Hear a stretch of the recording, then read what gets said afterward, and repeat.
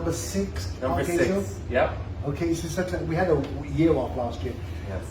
How have you noticed queer art has changed throughout the past few years when we've been locked away in our rooms? Artists had more time to work.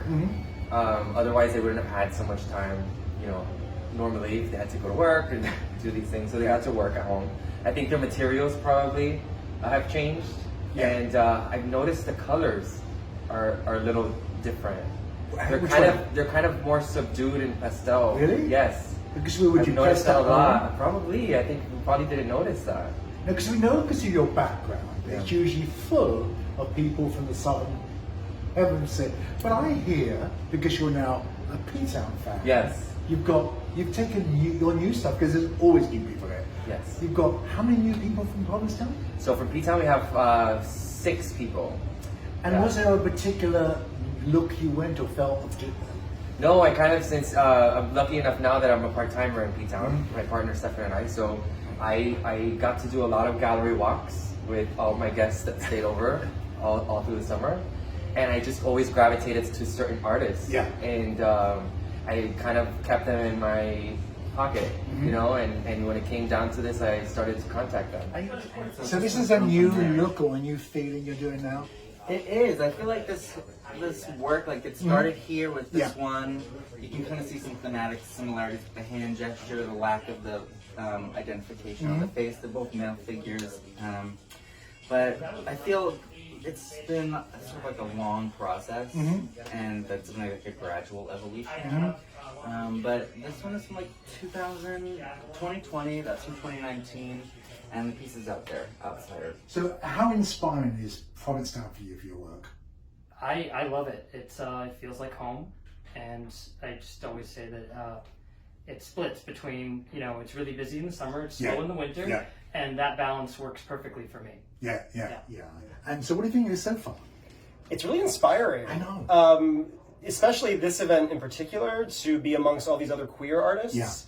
It makes me want to rush home and create more. Good. I want to work bigger. I want to explore more and experiment more.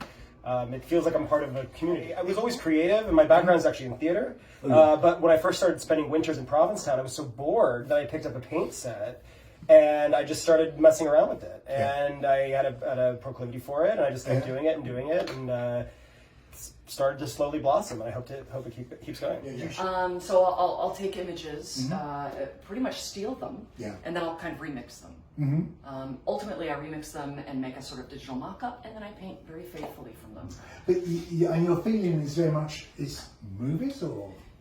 It's the whole gamut. I've appropriated from everything from the Hollywood golden era to pornography to old, physique pictorials, images from the 70s and 80s, celebrity culture. I mean, it's really anything that ultimately speaks to my upbringing. So you're about to kick off in 2 hours' time. So let's go and have a look at some of the. We can't do all 30. Right. Let's look at some of your favorites. Right. We'll make people come back to see them. Yeah. So I hear you're called the Spanish Boys. Why is that? Well, we are coming every year that the Gay Soul is open, because this is a great chance for us to show our films here in Miami.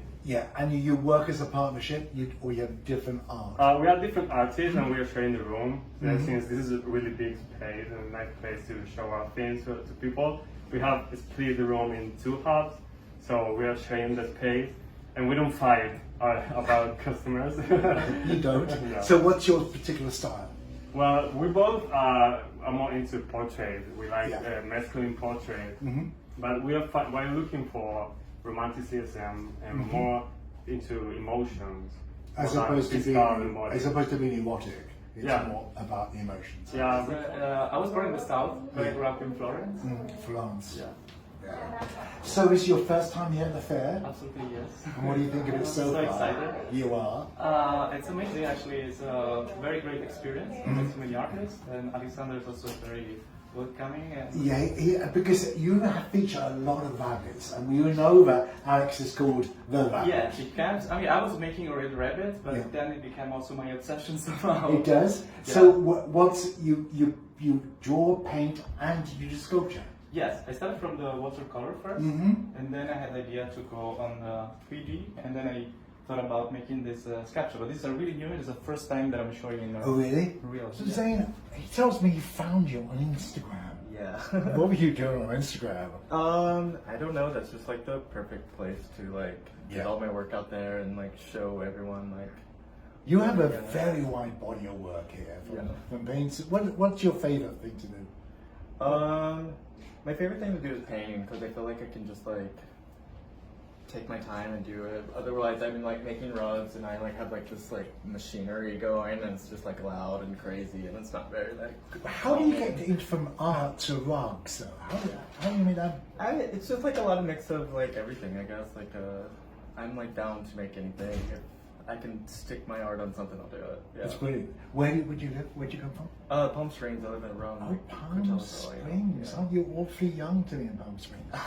This looks very complex. Yes. Did you do it all yourself? Yeah, so it's all done myself.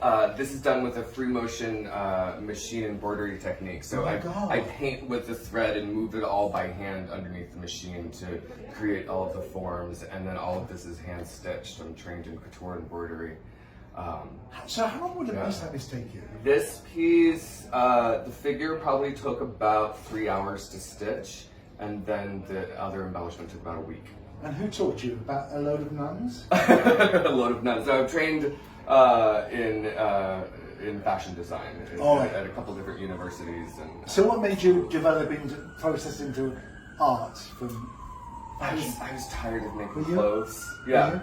I felt I had more to say, and so I'm like using the language and vernacular of fashion, but to tell different stories, and it's still all about, you know, what we put on our bodies. Minutes with somebody posing in front of me, I draw a portrait of them, and usually I do faces, but for Gazel we do cocks. I was going to say, welcome back.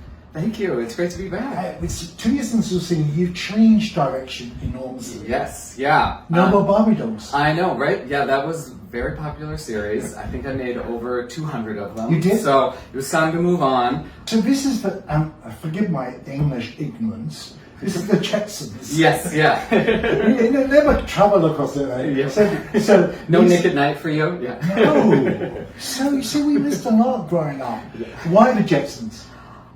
It's so relevant. So the whole premise is the Earth has become uninhabitable for some reason. So they're up in the sky, living their you know fantasy life with all their technology, and you'll see in some of the pictures this bright orange skies and clouds. Not in these, but it was inspired of, you know, the orange skies in LA and San Francisco with everything burning, just this ominous. So it's like, oh, okay. So Hot damn, if you really wanna. Hot damn, if you really wanna. Hot damn, know that you wanna. So thank you. It was a great choice. It's some great art this week.